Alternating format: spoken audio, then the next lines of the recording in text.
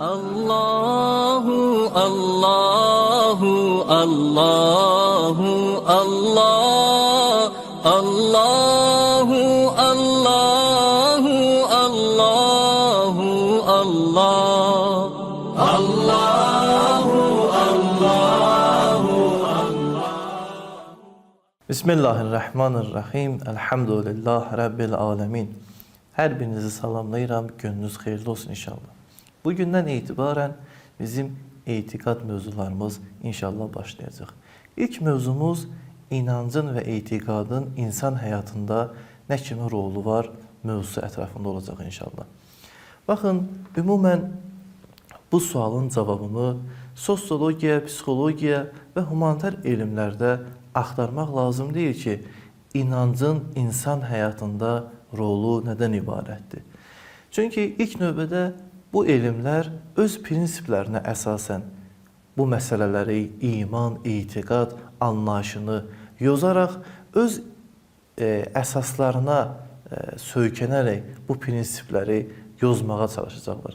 Bir halda ki, bu anlayışlar dini anlayışlardır, dini mətnlərdən doğub, din insanlara təqdim edib ki, iman nədir, ibadət nədir, imanın təsiri nədir?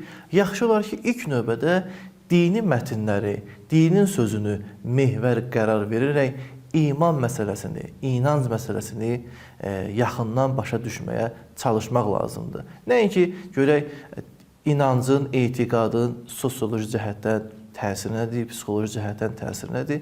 Bunlar artıq ikinci, üçüncü məsələlərdir. İlk növbədə biz dediyim kimi dini mətnlərə müraciət etməliyik. Dini məfhumlar ən gözəl formada ilə dini mətnlər sırasında şərh olunmalıdır, aydınlaşmalıdır. Biz dini mətnlərə baxdıqda görürük ki, bəşər heç bir zaman, tarixin heç bir kəsişməsində inancsız və etiqadsız olmamışdır. Bu məsələni müxtəlif tarixi və arxeoloji araşdırmalar da təsdiq edir ki, bəli, bəşər sivilizasiyası, bəşər mədəniyyəti heç bir zaman inancdan uzaq olmamış, hər bir insanın özünə məxsus formada inancı olmuşdur. Demək, din bəşər yer üzərinə gələrkən, yəni bəşər ilk dəfə doğularkən yarandığı gündən din də onunla birlikdə olmuşdur. Dinlə bəşər eyni formada, eyni tarixə, eyni tarixi köklərə malikdir. Demək, biz inanc məsələsini araşdırarkən, inanc məsələsinin insan həyatına nə kimi təsiri var, bu mövzu yeni bir mövzulardan deyil, yeni yaranan, yeni çıxan mövzulardan biri deyil. İnsan dediyimiz kimi bu yer üzərinə gəldikdə inanc da onunla bərabər olmuşdur. Demək, biz elə bir məsələni müzakirə edirik ki, bəşər tarixi hər zaman bunu yaxından təcrübə etmişdir. Lakin burada bir məsələ var, o da budur ki, ilahi dinlər baxışından, məxsusən İslam dini baxışından hər etiqad, hər inanc önəmli deyil. Bildiyiniz kimi, etiqad məsələsi müəyyən bir məsələyə sarılmaq, müəyyən bir məsələni bağlamaq, müəyyən bir məsələni can-ı dildən qəbul etməyə deyilir. Bu mənada İslam hər inancı, hər etiqadı qəbul etmir. Çünki İslamın qəbul etdiyi etiqad təfəkkürdən doğan, düşüncədən doğan bir anlayışdır. Əgər bir etiqad düşüncədən doğmayıbsa, heç şübhəsiz o yersiz təəssübkeşlikdən, quruculuqdan, məlumatsızlıqdan yaranan bir etiqad olmuş olacaq. Buna görə də İslam etiqadı, inancı dəstəkləyir. Lakin təfəkkür və düşüncə, mütaliədən doğan etiqad İslamın təsdiq etdiyi, qəbul etdiyi inanc anlayışıdır. Bəli, bu inancın insan həyatında olduqca müsbət təsirləri var. Yəni bir inanc, bir etiqad ki, təfəkkür və mütaliədən, doğru məntiqdən yaranarsa, doğarsa, bunun insan həyatında sağlam təsirləri var.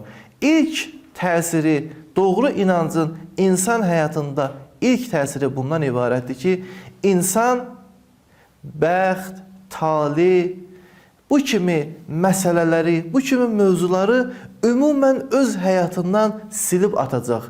İnsan xəyalpərəst olmayacaq, onun ayaqlarını, düşüncələrini, həyatını öz mənfi caynaqlarına alan bu kimi anlayışlardan tamamilə uzaqlaşacaq. Və görəcək ki, bəli, aləm tam olaraq yeganə Allahu Taala'nın qüdrəti əlindədir, Allahın əlindədir.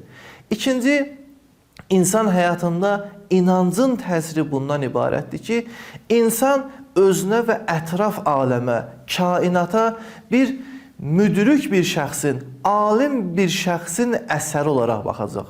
Baxın, təsəvvür edin ki, sizlərə bir kitab göstərilir ki, bu kitabın müəllifi o qədər də savadlı bir şəxs deyil. Təbii olaraq sizin bu kitabı oxumağınız biraz ikrah doyacaq və oxuyarkən belə hər zaman orada səhv axtarmaq çalışacaqsınız və yaxud səhvləri görəcəksiniz. Amma bir dəfə deyilsə ki, bu kitabı yazan böyük bir alimdir, böyük bir dahidir. Təbii olaraq onun hər bir cümləsində, hər bir sözündə siz müəyyən bir gözəllik, müəyyən bir zənginlik axtarışında olacaqsınız. Əgər biz qəbul etsək ki, bu dünya və özümüz hər bir şeyə alim və sonsuz qüdrət sahibi olan Allah Teala tərəfindən yaradılmışdır, təbii olaraq özümüzə baxışımız, dünyaya olan baxışımız tamamilə fərqlənəcək. Oradan olan, özümüzdən olan intizar, kainatdan, ətrafımızdan olan intizar, gözlənti tamamilə başqa formada özünü göstərəcək. Bu, doğru inancın və doğru etiqadın insan həyatında ikinci əsas təsiridir. Üçüncü təsiri insanın özünə məxsusdur. Yəni, doğru düzgün etiqadın insan həyatında olan təsiri yenə də insanın özünə qayıdır. O da bundan ibarətdir ki, insan əgər doğru düzgün inancı qəbul edərsə, doğru düzgün inanca sahib olarsa, ölümü yox olmaq, aradan getmək kimi qəbul etməz. Bir halda ki, inanc ona təqdim edir ki, Allah Teala heç bir formada əbəs iş görməz. Heç bir formada insanın yaradılışı puç və əhəmiyyətsiz olmaz. Öz yaradılışını ilk növbədə bu dünya ilə məhdudlaşdırmaz və eyni zamanda ölümünü də aradan getmək, puç olmaq kimi qiymətləndirməz.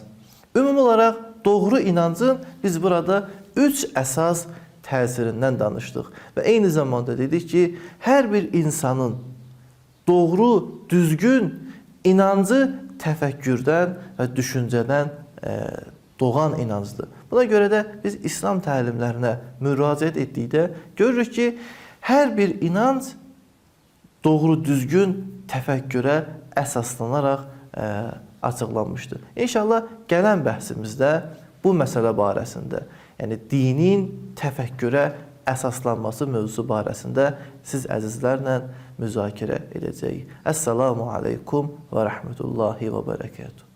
Allahu, Allahu, Allahu, Allah.